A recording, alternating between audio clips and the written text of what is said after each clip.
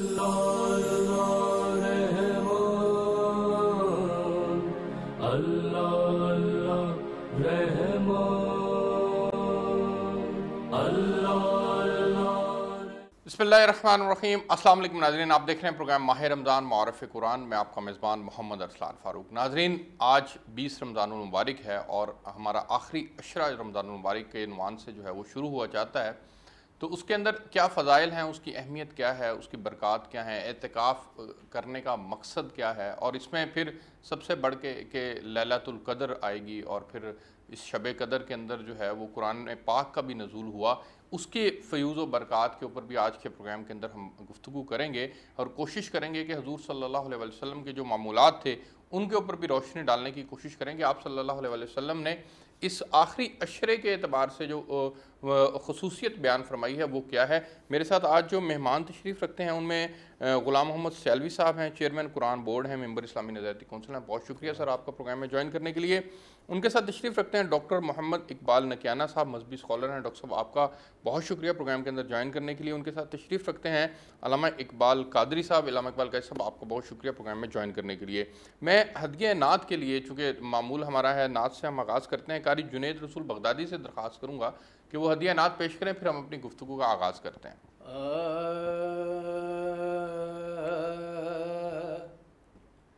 कुछ नहीं मांगता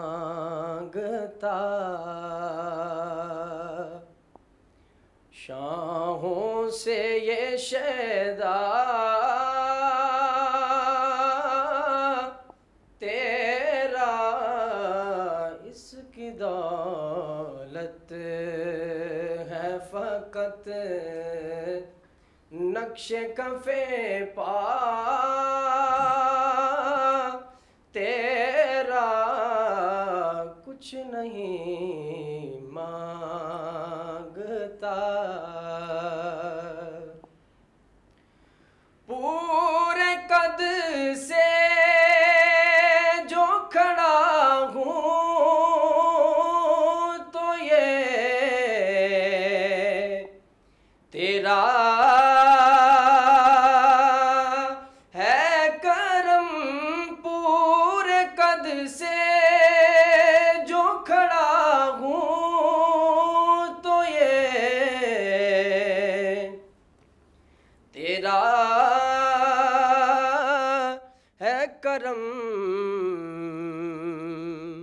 मुझको झुकने नहीं देता है सहारा,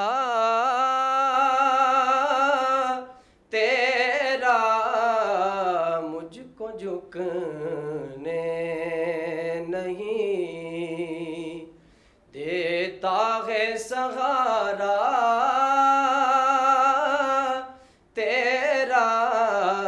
कुछ नहीं मांगता। और लोग कहते हैं कि साया तेरे है, कि साया तेरे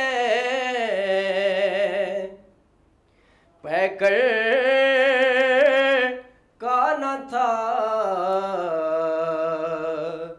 मैं तो कहता हूँ कि जहाँ भर पे है साया, तेरा मैं तो कहता हूँ कि जहाँ भर पे है साया, तेरा कुछ नहीं मांगता। और दस्तगीरी मेरी तन्हाई की तूने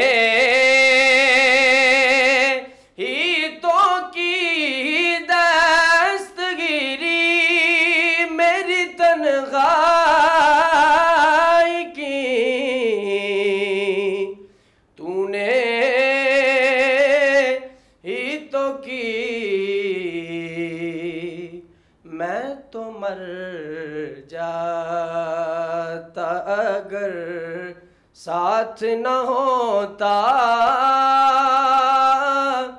تیرا، میں تو مر جاتا اگر ساتھ نہ ہوتا تیرا، کچھ نہیں مانگتا، شاہوں سے یہ شیدا تیرا، اس کی دولت ہے فقط نقش کف پا تیرا، کچھ نہیں مانگتا۔ بہت شکریہ قاری جنید بغدادی۔ میں غلام محمد سیلوی صاحب آپ کے پاس آنا چاہوں گا، اور سب سے پہلے رمضان المبارک کا آخری عشرہ شروع ہوا جاتا ہے، اور اس کے جو اہمیت ہے، پہلے 2 عشروں کا اجر و ثواب اور اس آخری عشرے کا اجر و ثواب جو ہے وہ دونوں میں بڑا فرق ہے، وہ فرق کیوں ہے اس کے اوپر روشنی ڈالیے گا۔ نحمدہ ونصلی ونسلم علی رسولہ الکریم، اما بعد، فقد قال النبی صلی اللہ تعالی علیہ وآلہ وسلم وآخرہ عتق من النار، صدق رسول اللہ صلی اللہ علیہ وآلہ وسلم۔ ارسلان فاروق صاحب، میں آپ کا شکر گزار ہوں اور سچ ٹی وی کا بھی شکر گزار ہوں کہ مجھے آج رمضان المبارک کے آخری عشرے کے بارے گفتگو کرنے کا موقع فراہم فرمایا۔ رمضان المبارک کا ہر لمحہ، ہر لحظہ، اس کے شب و روز اور پورا ماہ مبارک جو ہے یہ برکتوں، رحمتوں اور فضیلتوں والا ہے۔ اسلام میں مہینہ 30 دن کا یا 29 دن کا ہوتا ہے، گویا 3 عشروں پر مشتمل ہوتا ہے۔ حضور پر نور سید یوم النشور صلی اللہ تعالی علیہ وآلہ وسلم نے تینوں عشروں کی اہمیت بیان فرمائی۔ پہلے عشرے کے بارے فرمایا اولہ رحمتن، پہلا عشرہ جو ہے یہ اگر اس کا کوئی بندہ احترام کرے، دن میں روزہ رکھے، رات میں نماز تراویح ادا کرے، باقی عبادات کو ادا کرے، تو وہ اللہ کی رحمت کا مستحق ہو جاتا ہے۔ وَأَوْسَطُهُ مَغْفِرَةٌ، پھر اسی طرح اگر وہ کنٹینیو رکھے اور دوسرے عشرے کا بھی احترام کرے، دن میں روزہ رکھے، رات کو نماز تراویح ادا کرے، دیگر عبادات ادا کرے، تو اللہ تبارک و تعالی اس کے گناہ معاف فرما دیتا ہے۔ تیسرا اور آخری عشرہ بہت ہی اہمیت کا حامل ہے۔ اس کے بارے حضور صلی اللہ علیہ وسلم فرمایا وآخرہ عتق من النار، جو اس آخری عشرے کا احترام کرے گا کہ دن میں روزہ رکھے گا، رات کو نماز تراویح ادا کرے گا، دیگر عبادات ادا کرے گا، تو اللہ تبارک و تعالی اس بندے کو جہنم سے آزاد فرما دیتا ہے۔ حدیث پاک میں ہے کہ حضور صلی اللہ تعالی علیہ وآلہ وسلم جو مشقت، محنت عبادت کے حوالے سے اس آخری عشرے میں کرتے تھے، وہ پہلے 2 عشروں میں نہیں تھے، مبارک کے باقی 2 عشروں میں ایسی محنت اور مشقت نہیں فرماتے تھے۔ اور ایک روایت میں ہے کہ جب آخری عشرہ داخل ہوتا تھا، شدہ معذرہ، حضور صلی اللہ علیہ وسلم کمر بستہ ہو جاتے اور احیا لیلہ و ایقظ اہلہ، حضور صلی اللہ علیہ وسلم رات کو شب بیداری کرتے اور اپنے اہل و عیال کو بھی جگا دیتے، تو ان کو بھی اس شب بیداری کے اندر شریک کرتے۔ تو یہ اس کی یہ اہمیت ہے۔ اس کے اندر نقطہ یہ ہے کہ آخری عشرہ جو ہوتا ہے گویا کہ یہ اینڈ ہے، ہونے والا ہے رمضان المبارک کا، اس کی آخری عمر ہے۔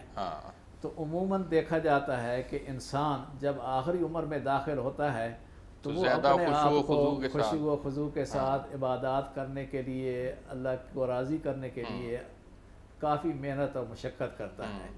تو یہ بھی اس رمضان مبارک کا چونکہ آخری عشرہ ہے، جانے والا ہے، تو حضور صلی اللہ تعالیٰ علیہ وآلہ وسلم جو پہلے 2 عشروں میں جو جس طرح عبادت فرماتے تھے، اس سے بڑھ کر اس کے اندر عبادت فرماتے تھے، اور پھر اس آخری عشرے میں ہمیشہ حضور صلی اللہ تعالیٰ علیہ وآلہ وسلم نے اعتکاف فرمایا. اعتکاف سب سے اہم ہے. جی ہاں. آخری رمضان المبارک میں جو خصوصیت کے ساتھ عمل ہوا وہ اعتکاف کا ہوا. ایک مرتبہ کسی وجہ سے آپ اعتکاف نہیں فرما سکے تو اگلے سال حضور صلی اللہ علیہ وسلم نے 20 دنوں کا فرمایا. اور جو آپ کا عام وصال تھا، یعنی جس سال آپ کا وصال ہونا تھا، اس سال بھی حضور صلی اللہ علیہ وسلم نے 20 دنوں کا اعتکاف فرمایا. آپ کے بعد پھر آپ کی ازواج مطہرات مسلسل اعتکاف فرماتی رہیں. یہ سنت مؤکدہ ہے اور اعتکاف کی بہت فضیلت ہے. اعتکاف کے فضائل اور برکات کے اوپر بھی آگے بڑھ کے بات کرتے ہیں. میں ڈاکٹر محمد اقبال صاحب کے پاس جانا چاہوں گا، اور چونکہ ہم آخری عشرے کے اوپر بات کر رہے ہیں، آپ ذرا فرمائیے گا کہ اس آخری عشرے کی جو برکات ہیں، پہلے جس طرح سے 2 عشروں سے مختلف ہیں اس کی برکات، اس میں ایک اعتکاف کا عمل بھی ہے، لیکن اس سے اور دوسرا عمل ہے وہ ہے قرآن پاک کا نزول ہونا. اس کے اوپر ذرا روشنی ڈالیے گا کہ اللہ نے آخری عشرے میں لیلۃ القدر کو کیوں چنا قرآن پاک کے نزول کے لیے؟ ان الحمد للہ غافر الذنب وقابل التوب نشهد ان لا الہ الا اللہ وحدہ لا شریک لہ ونشهد ان محمدا عبدہ ورسولہ. میں سب سے پہلے تو آپ کا شکر گزار ہوں کہ آپ نے مجھے موقع دیا، اور وہ بھی ایک ایسے موضوع کے بارے میں کہ جو سچی بات یہ ہے کہ وہ قرآن ہے. اور آخری عشرہ جو ہے اس کی فضیلت میں یہ سمجھتا ہوں، اس کی فضیلت اس رات کی وجہ سے ہے جس کو لیلۃ القدر کہتے ہیں. اور قدر کہتے ہیں شانوں والی رات. اللہ تعالیٰ نے خود فرمایا وما ادراک ما لیلۃ القدر. آپ کو نہیں معلوم وہ کیسی شانوں والی رات ہے. تو جو خود شانوں والی ہے، جس عشرے میں وہ ہے، اس میں کیوں وہ شانوں والی بنی ہے کہ اس میں اللہ نے اپنا آخری ہدایت نامہ وہ نازل کیا. اور یوں سمجھیے کہ قرآن جو ہے وہ اس کے ساتھ جس چیز کا بھی تعلق ہوتا ہے یہ اس کے مقام کو بلند کرتا ہے. یہ چھوٹا بچہ ہے، 10 سال کا ہے، حفظ کیا ہوا ہے، تراویحیں پڑھاتا ہے، پیچھے چیف آف آرمی سٹاف کھڑا ہو، صدر پاکستان کھڑا ہو، لیکن اس سے پہلے سجدہ اور رکوع نہیں کر سکتا. بالکل ایسے یہ قرآن نے اس کو امام بنایا، لیڈر بنایا.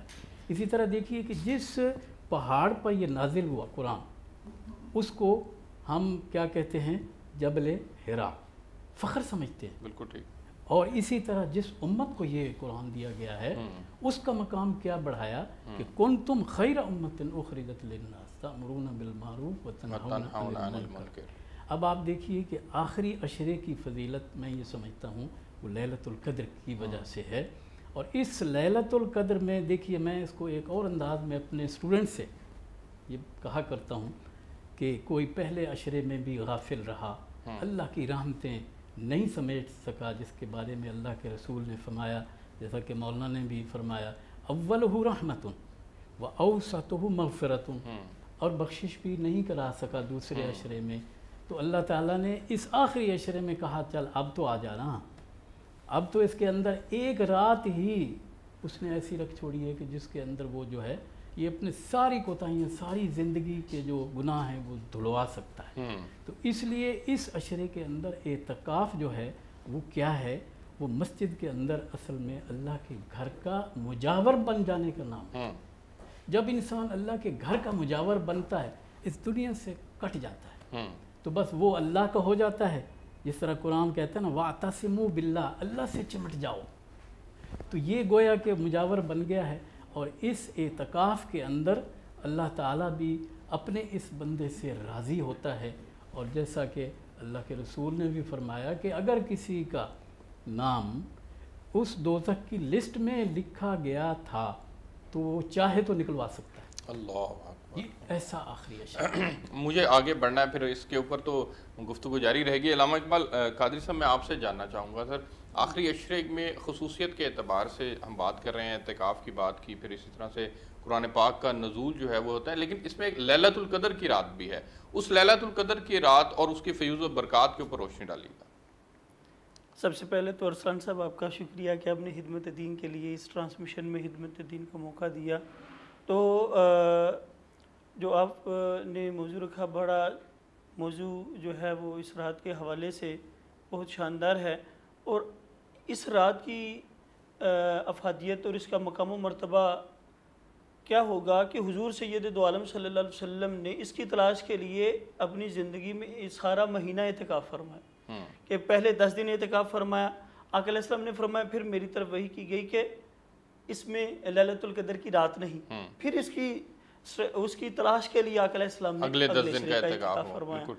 پھر فرمایا گیا کہ مجھے بتایا گیا کہ اس عشرے میں بھی یہ رات نہیں ہے. پھر میں نے تیسرے عشرے کا اعتکاف فرمایا. تو یہ اتنی مطلب اہمیت کی حامل رات ہے کہ حضور سید دو عالم صلی اللہ علیہ وسلم نے سارا مہینہ اعتکاف فرمایا ہے. اور پھر یہی تک نہیں بلکہ حضور سید دو عالم صلی اللہ علیہ وسلم اس کے مقام اور مرتبے کو بیان فرماتے ہوئے ارشاد فرماتے ہیں کہ رمضان ایک ایسا مہینہ ہے کہ جس میں ایسی رات ہے کہ جو اس رات کو پائے وہ اس رات کا قیام کرے اور دن کا روزہ رکھے تو رب ذوالجلال اس کی کامل مغفرت فرما دیتا ہے. سبحان اللہ. اور یہ جو 10 دن کا آخری اعتکاف جو رکھا گیا ہے جس کے بارے میں مولا کل کائنات حضرت علی رضی اللہ تعالیٰ عنہ سے مروی شعب الایمان کی حدیث ہے کہ حضور سید دو عالم صلی اللہ علیہ وسلم نے ارشاد فرمایا کہ جو اعتکاف کے آخری عشرے کا اعتکاف کرے گا رمضان کے آخری عشرے کا تو اس کو اللہ تعالیٰ 2 حج اور 2 عمروں کا ثواب عطا فرماتا ہے. تو محدثین نے جو ہے اس پہ شرح بحث کرتے ہوئے یہ نقل کیا ہے کہ 2 حج اور 2 عمروں کا ثواب کس لیے بن گیا کہ وہ اس رات کو تلاش کرنے کے لیے جو بھی مومن یہ سٹرگل کرتا ہے کوشش کرتا ہے تو اس رات کو پانے کی کوشش کرنے کے لیے اللہ تعالیٰ نے کوشش کرنے والوں کو 2 حج اور 2 عمرے کا ثواب رکھ دیا ہے. تو اس لیے پھر ہمیں کوشش کرنی چاہیے کہ پہلے عشرے میں اگر کوئی کمی رہ گئی ہے تو پھر اگر دوسرے میں بھی کمی رہ گئی تو تیسرے عشرے کے اندر جو ہے ہمیں اس کمی کو بالکل ٹھیک ہے. مجھے ایک بریک پہ جانا ہے جی. میں بریک سے واپس آتا ہوں تو پھر تھوڑی سی اعتکاف کے مسائل کے اوپر بات کرتے ہیں. بریک لیتے ہیں جی. بریک سے واپس آئیں گے پھر یہیں سے کنٹینیو کریں گے. میرے ساتھ رہیے.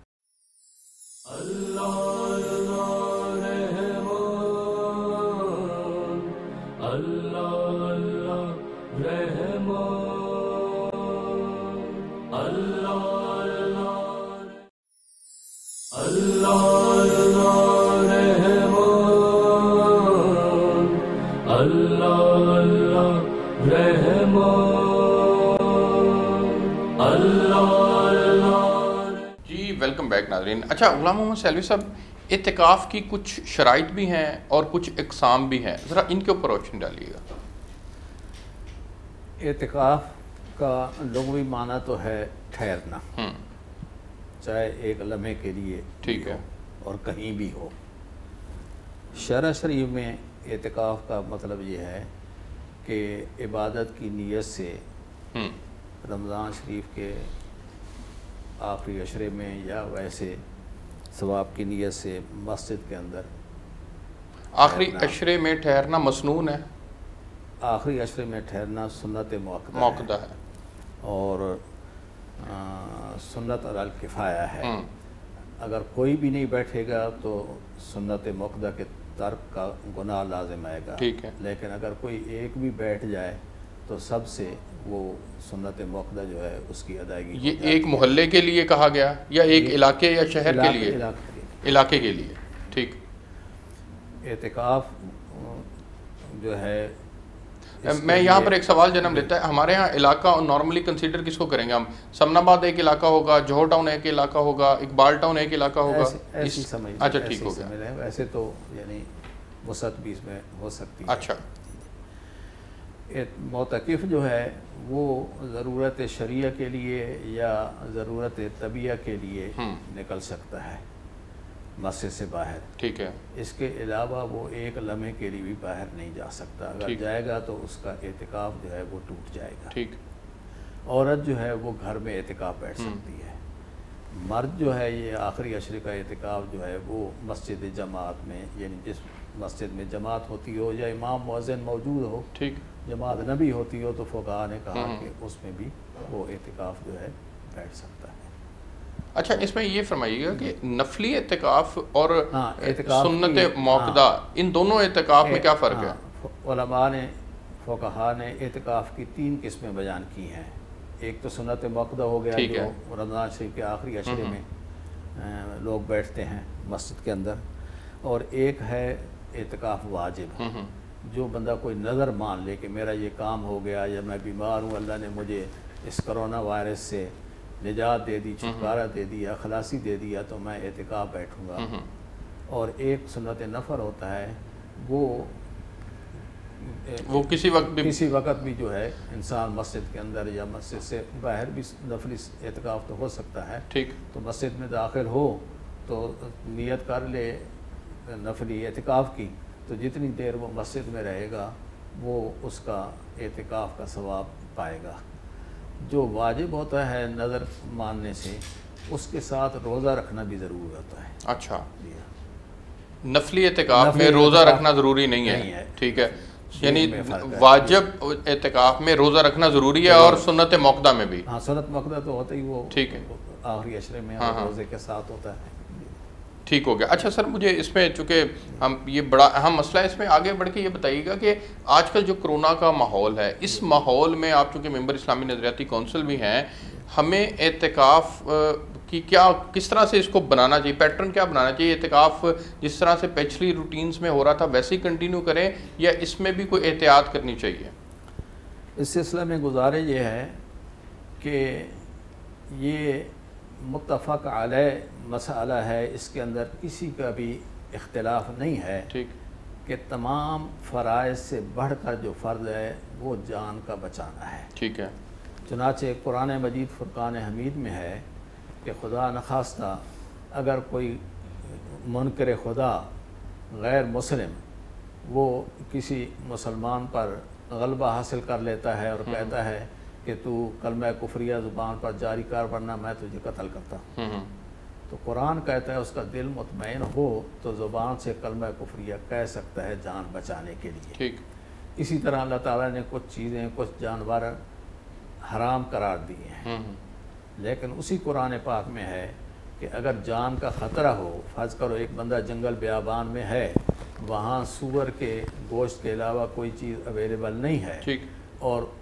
اگر وہ نہیں سور کا گوشت کھاتا ہے اتنا جس سے اسے جان بچ سکے اور وہ مر جائے گا، تو اس پر ضروری ہے کہ وہ اتنا حصہ سور کے گوشت کا کھا لے جس سے اس کی جان بچ جائے۔ یا پیاس سے مر رہا ہے اور شراب کے علاوہ کوئی چیز اویلیبل نہیں ہے تو وہ اتنی استعمال کر لے جس سے اس کی جان بچ جائے۔ تو مطلب یہ ہے کہ جان کا بچانا فرض ہے۔ ٹھیک ہو گیا۔ اور اس میں رائے کس کی معتبر ہوگی؟ سب کے نزدیک جس فن کا مسئلہ ہوگا اس فن کے ماہرین کی رائے کا اعتبار ہوگا۔ بالکل ٹھیک ہے۔ تو اب صرف طبی ماہرین مسلمان نہیں، غیر مسلم بھی کہہ رہے ہیں کہ یہ ایک پوشیدہ خفیہ مرض ہے اور جان لیوا ہے، تو اس کا علاج بھی کوئی ایجاد نہیں ہوا سوائے اس کے کہ سماجی فاصلہ رکھا جائے، میل جول سے اعتراض کیا جائے، اجتناب کیا جائے، بالکل کیا جائے، اسی کے ذریعے اس کی بچت ہو سکتی ہے۔ تو اس میں آپ یہ سمجھتے ہیں کہ اعتکاف، تو اعتکاف عموماً مسجد میں جو لوگ بیٹھتے ہیں اس میں بھی یہ ہوتا ہے کہ چار کونوں میں بیٹھ گئے تو فاصلے سے ہی بیٹھتے ہیں۔ ٹھیک ہے۔ تو فاصلے کو جو نماز کے لیے فاصلہ 3 فٹ کا اجازت دی گئی ہے، تو اعتکاف میں اس سے سر ویسے پاکستانی قوم کو اپریشیٹ کرنے کی ضرورت ہے کہ چھوٹے چھوٹے دیہاتوں کی مساجد کے اندر بھی ایس او پیز کو فالو کیا جا رہا ہے۔ صحیح بات ہے، باجماعت نمازوں کے اندر۔ ہاں، اس کی بھی میں ایک بات عرض کر دوں کہ مساجد میں بالکل اس کو فالو کیا جا رہا ہے، پابندی کی جا رہی ہے، لیکن ہمارے جو اہل علم ہیں نا، مجھے ان کی یہ بات سن کے بہت افسوس ہوتا ہے کہ وہ کہتے ہیں جی دیکھو سبزی منڈی میں جو ہے لوگ کیسے اکٹھے گھوم پھر رہے ہیں، بازاروں مارکیٹوں میں کیسے پھر رہے ہیں، راشن تقسیم ہو رہا ہے، تو مجھے حیرانگی ہوتی ہے بھائی آپ تو اچھا کام کر رہے ہیں نا، تو اچھے کام کو تو نہیں چھوڑنا چاہیے، بلکہ جو اچھا کام نہیں کر رہے کنتم خیر امۃ اخرجت للناس تأمرون بالمعروف، سمجھانا اور بتانا چاہیے، ان کو بتانا چاہیے، یہ نہیں ہے کہ ہم ان کو فالو کرتے ہوئے اپنا اچھا کام بھی چھوڑ دیں۔ بالکل ٹھیک ہے۔ اور اس دفعہ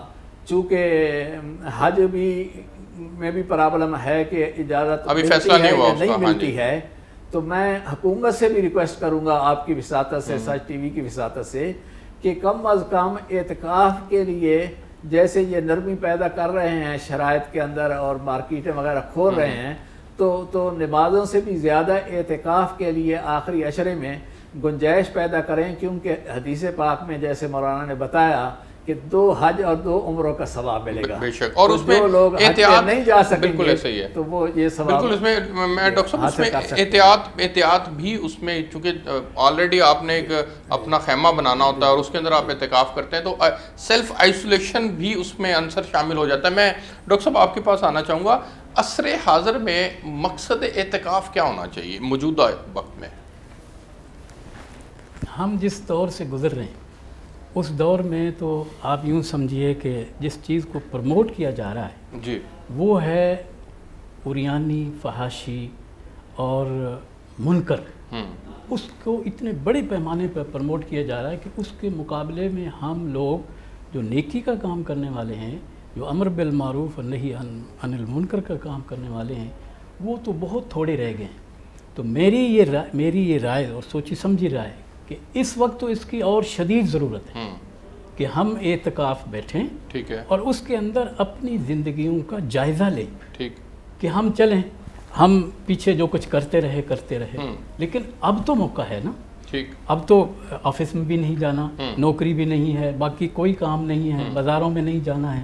تو یہ کام تو جو اب گھر میں بیٹھ کے اعتکاف کر رہے ہیں، یہ بھی ایک شرعی مسئلہ آ گیا اس میں کہ کیا مرد کا اعتکاف گھر میں ہو سکتا ہے؟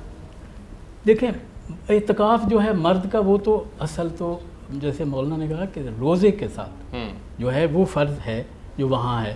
نفل تو آپ کسی جگہ بھی، مطلب آپ نیت کر لیں کہ میں یہاں مثلا 1 گھنٹے کے لیے صرف اللہ کا ہوں تو اعتکاف ہو جائے گا. وہ ٹھیک، گھر میں بھی ہو سکتا ہے، کوئی مسئلہ. میں ایک ہلکی سی آپ کی رائے لینا چاہوں گا. کیا ون لائن میں بتائیے کہ مرد کا اعتکاف گھر میں ہو سکتا ہے سر؟ شریعت کیا کہتی ہے؟ جو اعتکاف سنت موقدہ ہے نا، وہ تو مسجد کے، وہ مسجد میں ہوگا. ٹھیک ہوگا، یعنی مسجد کے اندر ہی ہوگا. فقہاء نے مسجد جماعت بھی کہا ہے اور اس میں انہوں نے توصیح بھی کی ہے کہ نہیں، مسجد میں امام مؤذن ہو تو جماعت نہ بھی ہوتی ہو تو وہ اعتکاف ہو سکتا ہے. تو مسجد ضروری ہے. جی سر. عورت جو ہے وہ گھر، اور عورت گھر میں کرے. جی سر، آپ کنٹینیو کیجیے. تو میں یہ کہہ رہا ہوں کہ اس دور میں تو اب اس کی بہت زیادہ ضرورت ہے کہ ہم اپنی زندگیوں کا جائزہ لیں. ابھی دیکھیں کہ میں ابھی تھوڑی دیر پہلے ایک دوست سعودی عرب سے، میں چونکہ سعودی عرب پڑھتا رہا ہوں تو ابن سعود اسلامک یونیورسٹی سے، وہاں ایک دوست مجھے بتا رہے تھے کہ آپ کے ہاں کیا حال ہے مساجد کا. میں نے کہا الحمدللہ ہمارے ہاں وہ لوگ جو اپنے گھروں کے اندر کبھی نماز نہیں پڑھی تھی وہ گھروں میں نمازیں پڑھ رہے ہیں. گھروں میں تراویح ہو رہی ہیں. گھروں میں تراویح ہو رہی ہیں. پہلے نہیں ہوتا تھا ایسے. اچھا تراویح کہاں ہونی؟ مسجد میں ہونی. اب وہ بچہ جو چھوٹا بچہ ہے، آپ سچ مانیں گے میرا پوتا ہے 3 سال کا نہیں ہے، وہ میرے ساتھ کھڑا ہو جاتا ہے. اس کا یہ جو اس کے دماغ پہ یہ چیز ہے، یہ ساری زندگی اتر ہی نہیں سکتی کہ اچھا میں دادا کے ساتھ کھڑا تھا. وہ کیا چیز تھی؟ وہ نماز تھی. تو گویا کہ اللہ تعالیٰ نے یہ تو ٹھیک ہے کہ ایک نیگیٹو پہلو وہ تھا، لیکن پازیٹیو پہلو میں سمجھتا ہوں زیادہ نکلا ہے. اور وہ کیا ہے کہ ہر آدمی نمازی بن گیا، رجوع اللہ کی طرف آ گیا ہے. ٹھیک ہے، قرآن کی تلاوت کتنی ہو رہی ہے، پہلے تو اتنی نہیں ہوتی تھی. اب جماعتیں گھر کے اندر ہو رہی ہیں اور لوگوں کے احساس ہو گیا ہے کہ کوئی اس کا علاج نہیں سوائے اللہ کے. اچھا، یہ کرونا انوائرمنٹ سے باہر نکل کے اگر ہم بات کریں تھوڑی سی، تو اعتکاف مجموعی طور پر جو آج کل کا دور ہے، ایڈوانسمنٹ بہت زیادہ ہے، اس میں ہمیں اپنے ذہن میں کیا رکھ کر اعتکاف بیٹھنا چاہیے؟ ہماری نیت بیسیکلی کیا ہونی چاہیے کہ ہمیں اللہ گناہوں سے بچا، نیکیوں کی طرف راغب کر، یہ بنیادی طور پہ ہمارا مقصد ہونا چاہیے اعتکاف کرتے ہوئے؟ دیکھیں نا، یہ تو جو اعتکاف کی جو شرعی تعریف ہے نا، اس کا حصہ ہے یہ. ٹھیک ہے. وہ کیا ہے؟ جماعتاً بنیتن، نیت کے ساتھ ہم جو ہے اجتماعی طور پہ بیٹھے ہیں اس کے اندر اور روزے کے ساتھ. یہ تو اس سے مقصد حاصل کرنا جو ہے وہ یہی ہے کہ ایک تو اللہ کے گھر کے ساتھ دل لگ گیا. ٹھیک ہے نا. اور سب سے اچھے گھر کس کے ہیں؟ اپنا احتساب کرنے کا موقع ملا. بالکل وہاں، اور انفرادیت وہاں زیادہ ہوتی ہے. آپ ہیں اور اللہ ہے. ہاٹ لائن پہ آپ گفتگو کریں، قرآن دیکھیں نا، پڑھ رہے ہیں آپ، کوئی دیکھ نہیں رہا.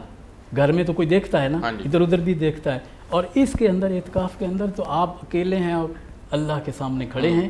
اس ہاٹ لائن پہ جب گفتگو ہوگی نا اس تصور کے ساتھ، تو پھر دنیا و مافیہ سے آپ جو ہے نا غافل ہو جائیں گے. اچھا سر، بالکل ٹھیک ہے. اس میں ایک نقطہ یہ بھی ہے، انفرادی اجتماعی اعتکاف کی بات جو ہمارے ہاں نارملی پریکٹس ہوتی ہے. دادا صاحب کے اندر ایک اجتماعی اعتکاف لگتا ہے، جامعہ اشرفیہ میں لگتا ہے، ادھر ادھر بڑی مساجد کے اندر لگتا ہے. یہ جو اجتماعی اعتکاف ہے اس کی کتنی ضرورت ہے؟ یہ ہونا چاہیے یا کہ اس کو ختم کر کے چھوٹی مساجد کے اندر مختصر لوگوں کا اعتکاف جو ہے وہ رہے تو زیادہ بہتر ہے؟ میرا یہ خیال ہے کہ یہ ایک اچھا پہلو ہے، ٹھیک، کہ اگر لوگ نیکی کی طرف اس طریقے سے آ سکتے ہیں تو ان کو آنا چاہیے۔ اگر آپ یہ قید کریں گے کہ صرف مسجد میں ہے، اور حالانکہ وہ بھی جہاں ہوتے ہیں وہاں بھی مسجد کا حصہ ہوتا ہے، مساجد کے حتیٰ کہ یہ بھی کہا گیا ہے کہ علماء نے، فقہا نے یہ کہا ہے کہ مسجد کے ممبر بھی اس کا حصہ ہے، اس کے اندر بھی اعتکاف ہو سکتا ہے، اس کے ساتھ جو کمرے ہیں ان میں بھی ہو سکتا ہے۔ تو یہ سارا جو ہے یہ ایک اچھا پہلو ہے، اس کی طرف لوگوں کو رغبت ملتی ہے اور وہاں وہ آتے ہیں اور دوسروں سے شوق ملتا ہے۔ بالکل ٹھیک ہے، مجھے آگے بڑھنے سے میں علامہ اقبال قادری صاحب کے پاس جاؤں گا، چونکہ رمضان کے آخری عشرے کے اوپر ہم بات کر رہے ہیں تو لیلۃ القدر کے فضائل کے اوپر بھی تھوڑی سی روشنی ڈالیے گا۔ دوسرا یہ بتائیے گا کہ اس میں کیا حکمت تھی کہ اس کی نشاندہی حضور صلی اللہ علیہ وسلم کو بھلا دی گئی؟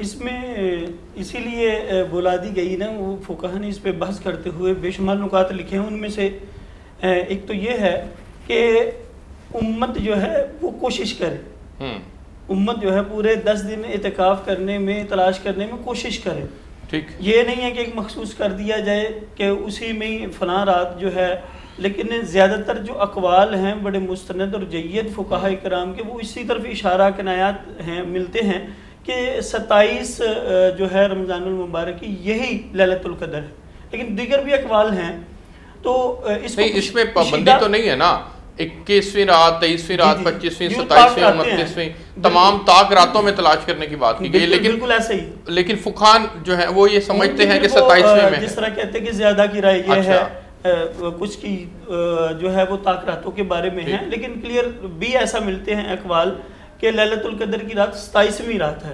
اس رات کی کوئی نشانیاں ہیں؟ جی بالکل، اس میں نشانیاں ہیں کہ وہ رات بڑی ٹھنڈی ہوگی یا ٹھنڈی ہوا چلے گی، بڑی چمکدار ہوگی، اور اس میں فقہا نے لکھا کہ جو جانور ہیں کتے وغیرہ یہ نہیں بھونکتے، اچھا، یہ علامات جو ہیں یہ اللہ تعالیٰ کی رحمتیں جو ہیں وہ کثرت سے برستی ہیں، اور وہ رات جو ہے عام پورے رمضان کی راتوں سے بڑی ڈیفرنٹ سی ہوگی، بڑی کول، بڑی ٹھنڈی سی، اور اس میں خاص الخاص جو ہے اس رات کو قیام اللیل اور تلاوت قرآن پاک، کہ حضور سید دو عالم صلی اللہ علیہ وسلم اتنا قیام فرمایا کرتے کہ اللہ تعالیٰ نے قرآن کریم میں یہ آیت نازل کرنا پڑ گئی اللہ تعالیٰ کو کہ قم اللیل الا قلیلا، کہ پیارے محبوب صلی اللہ علیہ وسلم قیام کیا کر مگر تھوڑا، یعنی کہ اتنا کثرت سے حضور صلی اللہ علیہ وسلم کو قیام اللیل پسند تھا۔ اور ہمیں بھی کوشش یہی کرنی چاہیے کہ اس رات کو جہاں تک ہو سکے تلاوت کی کثرت، نوافل کی کثرت، کہ جس طرح وہ حدیث ہے کہ رمضان اتنی برکتوں والا مہینہ ہے کہ فرض نفل کا ثواب فرض کے برابر اور فرض کا ثواب 70 گنا کر دیا جاتا ہے، اور زندگی میں شاید یہ آئندہ آئے یا نہ آئے اس کا بھی کوئی پتہ نہیں ہے، کوشش یہ کرنی چاہیے کہ جس قدر عبادت ہو سکے اس کو ممکن بنائے۔ مجھے ایک بریک پہ جانا ہے جی، بریک سے واپس آتے ہیں تو پھر غلام محمد سیلوی صاحب سے گفتگو کا آغاز کرتے ہیں میرے ساتھ۔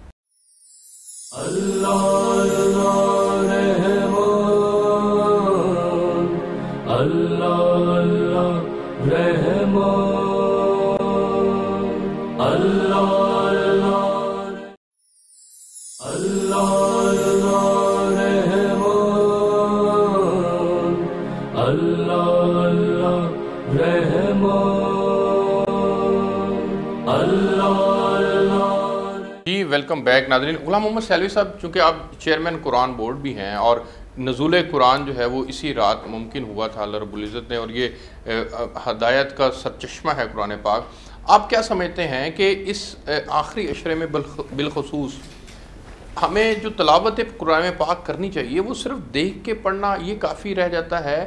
فضائل کے اعتبار سے گو کہ یہ بھی خالی نہیں ہے، لیکن سمجھ کے پڑھنا اور دیکھ کے پڑھنے میں، ویسے ناظرہ پڑھنے میں، دونوں میں ذرا اس کی بتائیے گا اہمیت کس کی زیادہ ہے؟ اس سے پہلے کہ میں آپ کے اس سوال کی طرف آؤں، اعتکاف جو ہے 10 دنوں کا بہت بڑی فضیلت کا حامل ہے جی۔ احادیث میں تو یہاں تک ہے کہ اللہ کی رضا کے لیے اگر کوئی شخص مغرب اور عشاء کے درمیان اعتکاف بیٹھے اور سوائے نماز یا قرآن پاک کی تلاوت کے اور گفتگو نہ کرے تو اللہ تعالیٰ کے ذمہ کرم ہے کہ جنت میں اس کے لیے محل تعبیر فرمائے۔ اللہ، روزانہ مغرب سے چار۔ اسی طرح ایک روایت میں ہے کہ جو شخص اللہ کی رضا کے لیے ایک دن کا اعتکاف بیٹھتا ہے، اللہ تبارک و تعالیٰ اس بندے اور جہنم کے درمیان 3 خندقوں کے مطابق جو ہے وہ فاصلہ بنا دیتا ہے جہنم اور اس بندے کے درمیان، اور وہ فاصلہ زمین و آسمان کا جو فاصلہ ہے اس سے بڑھ کر ہوتا ہے۔ تو اعتکاف کا بڑا اجر و ثواب ہے۔ اور پھر اس میں حضور صلی اللہ علیہ وسلم کے اپنے معمولات بھی تھے، پھر دعاؤں کا اہتمام بھی تھا، پھر یہ جہنم سے آزادی کا اشرہ بھی ہے۔ جو معتکف ہوتا ہے وہ گناہوں سے بچ جاتا ہے، کیونکہ اپنے آپ کو اللہ کے گھر میں مقید کر لیتا ہے۔ جو مسجد سے باہر رہتے ہوئے اس سے گناہ وغیرہ سرزاد ہوتے تھے ان سے وہ بچ جاتا ہے۔ اور یہاں تک ہے کہ معتکف جو اعتکاف نہ بیٹھا ہوا ہوتا تو وہ فرض کرو کسی کی بیمار کرسی کے لیے جاتا، کوئی اور امداد کے لیے جاتا، تو وہ اجر و ثواب بھی معتکف کو مسجد کے اندر ملتا رہتا ہے۔ تو یعنی یہ ایک قسم کا اللہ تبارک و تعالیٰ نے، جیسے دکاندار کہتے ہیں نا کہ اتنے مہینے ہمارے اور 1 مہینہ تمہارا، تو اللہ تبارک و تعالیٰ نے ہمیں اپنے گناہوں سے یعنی صاف پاک ہونے کے لیے یہ مہینہ اور پھر اس کا آخری عشرہ اور اس کے اندر اعتکاف اور لیلۃ القدر۔ لیلۃ القدر کے بارے میں ہے کہ بنی اسرائیل کے ایک شخص کا ذکر ہوا حضور صلی اللہ علیہ وسلم کے سامنے کہ وہ 1000 مہینے تک رات کو عبادت کرتا تھا، دن میں جہاد کرتا تھا۔ تو حضور صلی اللہ علیہ وسلم کو رشک پیدا ہوا کہ میری امت کی تو عمریں بھی کم ہیں اور وہ بھی کام کاج میں اور بیماری میں بھی گزر جاتی ہیں، تو یہ بنی اسرائیل کا شخص تو میری امت کے لوگوں سے ثواب میں بڑھ جائے گا۔ تو اللہ تبارک و تعالیٰ نے اپنے پیارے محبوب پاک صلی اللہ تعالیٰ علیہ وآلہ وسلم کی اس پریشانی کو دور کرتے ہوئے یہ لیلۃ القدر عطا فرمائی کہ میرے محبوب آپ کو پریشان ہونے کی ضرورت نہیں ہے، میں آپ کی امت کو ایک ایسی رات عطا کر رہا ہوں جس کی عبادت 1000 مہینوں کے برابر نہیں، اس سے بھی بڑھ کر ہے۔ اللہ قرآن پاک والے پہ آنے ٹائم کم ہے۔ قرآن پاک کے حوالے سے میں عرض کروں کہ آسمان سے جتنے بھی صحیفے یا کتابیں نازل ہوئیں ان سب سے قرآن پاک افضل ہے، اور جس مہینے میں یہ نازل ہوا وہ مہینہ تمام مہینوں سے افضل ہے، جس رات نازل ہوا وہ ایک رات کی عبادت 1000 مہینوں کی عبادت سے افضل ہے، اور پھر جو فرشتہ یہ قرآن پاک لاتا رہا وہ فرشتہ تمام فرشتوں سے افضل ہے۔ جس امت کے لیے ان کی ہدایت کے لیے رہنمائی کے لیے یہ قرآن آیا ہے وہ امت تمام امتوں سے افضل ہے، اور جس نبی پر قرآن نازل ہوا ہے وہ نبی تمام نبیوں سے افضل ہے، اور جو لوگ قرآن پاک پڑھتے اور پڑھاتے ہیں یہ سب سے افضل ہیں۔ قرآن پاک اللہ تبارک و تعالیٰ نے اس کا پڑھنا بھی عبادت فرمایا، اس کا دیکھنا بھی عبادت فرمایا، سبحان، اور پھر اس کو سمجھ کے پڑھنا۔ اصل مقصد جو ہے ہدی للناس، اللہ تعالیٰ نے اسے ہدایت کے لیے بھیجا ہے، بالکل اصل مقصد تو اس سے رہنمائی لینی چاہیے۔ بالکل ٹھیک ہے، مجھے آگے بڑھنے دیں ڈاکٹر محمد اقبال صاحب، میں چونکہ آپ کی پی ایچ ڈی بالخصوص قرآن پاک میں ہے، اور آپ کیا سمجھتے ہیں سر نوجوانوں کے لیے بالخصوص آج کے دور کے اندر ہمیں کتنا ضروری ہے کہ ہم ناظرہ کے اوپر زیادہ زور دیں یا سمجھ کر پڑھنے پہ زور دیں؟ دیکھیں میں اپنی بات کیا کروں، نبی اکرم صلی اللہ علیہ وسلم نے فرمایا کہ من کرا الفن، من کرا لامن میمن، الف لام میم، اس حروف کی مثال دی آپ نے، کسی لفظ کی، یہ کوئی لفظ نہیں ہے کہ اس کا کوئی معنی ہو، کوئی سمجھے تو پھر اس کو ثواب ملے گا۔ میں یہ کہتا ہوں کہ 3,26,000 جو حروف ہیں قرآن کے، اس کو آپ 10 کے ساتھ ضرب دیں، ملٹیپلائی کریں، کتنا رزلٹ آئے گا، اور پھر اس کو آپ کو ہے کہ اس 10 کو آپ بڑھاتے جائیں 700 گنا تک ہوتا ہے، اور آگے اللہ نے فرمایا واللہ یضاعف لمن یشاء، جس کے لیے اللہ چاہے گا اس سے بھی زیادہ بڑھا دے گا۔ تو آپ رمضان میں اس کو ملٹیپلائی کریں، صرف پڑھنا اور جو سمجھ کے پڑھنا ہے وہ تو مطلوب ہے، کیونکہ قرآن کے 4 حقوق ہیں، اس کا پڑھنا صحیح اور اس کا سمجھنا اور پھر اس کے اوپر عمل کرنا، اور پھر اس کے میسیج ٹو دی ورلڈ آگے پہنچانا، لوگوں تک پہنچانا، یہ فرض ہے ہمارا۔ یہ 4 حقوق، ان میں سے اگر ایک کریں گے تو ایک حق ادا ہوگا، باقی رہ جائیں گے۔ تو جو ہے سمجھ کے پڑھنا، اس کا تو اللہ کے رسول نے بیان ہی نہیں فرمایا، اس کا تو اللہ جب چاہے گا تو ادھر دیکھے گا اسی حساب سے اس کو ملے گا، صرف حروف پڑھنے کا کہا ہے، اس لیے پڑھا جائے۔ اور صحابہ کی روٹین کیا ہے میں آپ کو بتاؤں، یہ 7 منزلیں ہیں نا قرآن میں، صحابہ کی روٹین ہے یہ کہ ایک منزل روزانہ پڑھتے تھے، اور ہفتے کے اندر ایک قرآن مکمل ہوتا تھا. اس لیے پھر جو الفاظ ہیں اور معنی ہیں اور جو سارے اس کے جو ٹاپکس ہیں وہ ازبر رہتے تھے ان کو. ہم تو سال کے بعد بھی سن نہیں سکتے. امام احمد بن حنبل نے کہا ہے کہ قرآن اگر آپ کھول کے پڑھیں تو آپ کو دیکھ کر پڑھنے کا بھی ثواب ہے اور آپ کو دوسرا بھی ہے. یہ جو آنکھ ہے یہ اس میں شریک ہو جاتی ہے. بالکل ٹھیک ہے. بہت اچھا اور مختصر. آپ لیلۃ القدر کے حوالے سے ایک بات میں نے کہنی تھی. اچھا جی پلیز. جیسے کہ حدیث پاک میں تو ہے کہ آخری عشرے کی طاق راتوں میں سے کوئی ایک ہے. ہاں جی. اور حکمت بلانے کی یہ تھی کہ بندہ بھروسہ کر کے نہ بیٹھ جائے کہ یہ 21ویں ہے تو 21ویں کو بیٹھ جائے عبادت کرے، یا 23 کو ہے یا 25 کو ہے یا 27 کو ہے یا 29 کو ہے، تاکہ وہ ہر رات جو ہے وہ اس کی عبادت کرے لیلۃ القدر کی غرض سے. لیکن زیادہ مشہور یہ ہے کہ یہ 27ویں رات 27ویں ہے. ٹھیک ہے سر، ٹائم ختم ہو گیا ہے. اچھا جی سر، نوجوانوں کے بارے میں اس میں جو نقطہ ہے وہ بتا دیں. ہاں جی.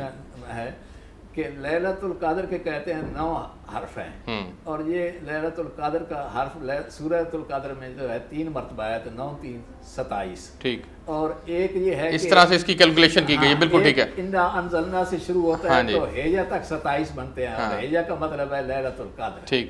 تو یہ بھی کہتے ہیں کہ وہ 27ویں ہے. مطلب قرآن پاک کے جو رکوع ہیں 540 ہیں، اور بندہ 20 تراویح میں ایک رکوع پڑھتا ہے. جی سر. جی ماشاءاللہ، یہ جو رات ہے اس رات کو ہی ہم غافل ہو جاتے ہیں. ہاں. ساری جتنی بھی ریاضت عبادت ہے، پہلے عشرے کی، دوسرے کی، تیسرے کی، اس کا اصل نچوڑ پہ اور تنہا لینے کا، اجر لینے کی وہی رات ہوتی ہے، جسے لیلۃ الجائزہ کا نام دیا ہے فقہا نے، آقا علیہ السلام نے. اور حضور سید دو عالم صلی اللہ علیہ وسلم سے مروی حدیث آقا علیہ السلام نے ایکسپلین کرتے ہوئے ارشاد فرمایا، جانتے ہو لیلۃ الجائزہ کیا ہے یا رسول اللہ؟ نہیں.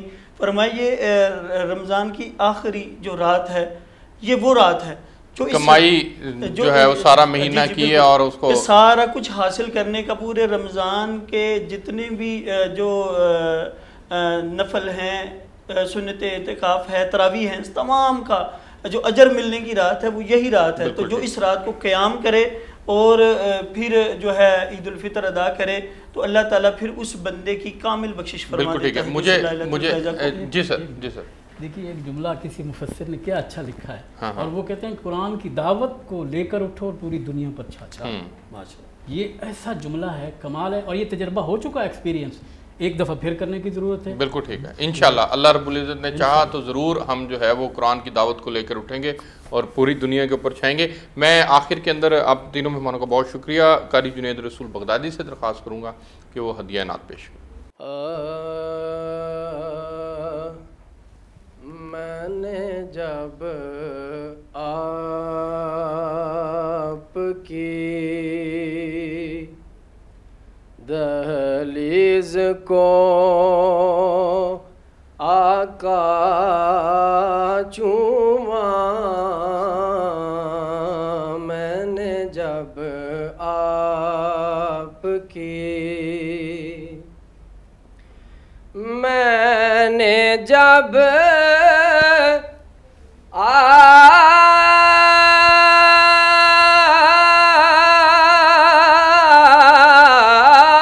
آپ کی دہلیز کو آقا چوما، یوں لگا آپ نے جیسے میرا ماتھا چوما، یوں لگا آپ نے جیسے میرا ماتھا چوما، میں نے جب آپ کی ان کے قدموں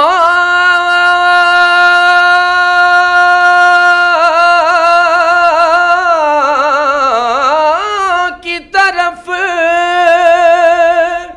لے گئے جب ہونٹ مجھے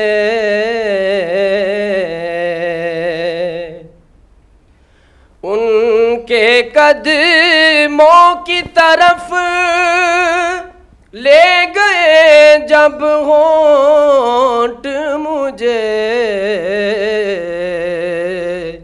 ہونٹ بھی نقش قدم بن گئے، اتنا چوما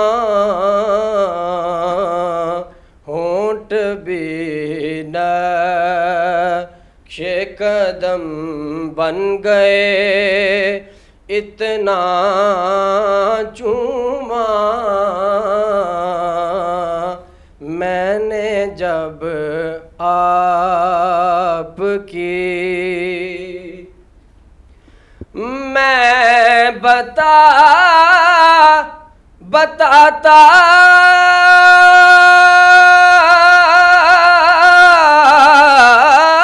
ہوں تمہیں عشق نوردی کیا ہے، میں بتاتا ہوں تمہیں عشق نوردی کیا ہے، ایک آہٹ کے لیے سارا مدینہ چوما، ایک آہٹ کے لیے سارا مدینہ چوما، میں نے جب آپ کی۔ جزاک اللہ قاری جنید رسول بغدادی صاحب، میں آپ تینوں مہمانوں کا بہت مشکور ہوں۔ ناظرین، آپ نے پروگرام دیکھا، آخری عشرے کے فضائل اور اس کے اندر جو خصوصیت کے ساتھ اعتکاف کا بیٹھنا ہے، پھر شب قدر کا آنا ہے، پھر قرآن پاک کا نزول ہے، اس کے اوپر ہم نے آج تفصیل کے ساتھ گفتگو کی۔ امید ہے کہ اللہ رب العزت آپ کو پروگرام بھی پسند آیا ہوگا، اور ہم اللہ رب العزت سے دعا بھی کرتے ہیں کہ اللہ رب العزت ہمیں آخری اس رمضان المبارک کی جو سعادتیں اور رحمتیں ہیں ان کو سمیٹنے کی توفیق عطا فرمائے۔ اب تک لیے اس پروگرام سے اتنا ہی، آپ سے کل ایک نئے موضوع کے ساتھ ملاقات ہوگی، تب تک لیے اجازت دیجیے، اللہ حافظ۔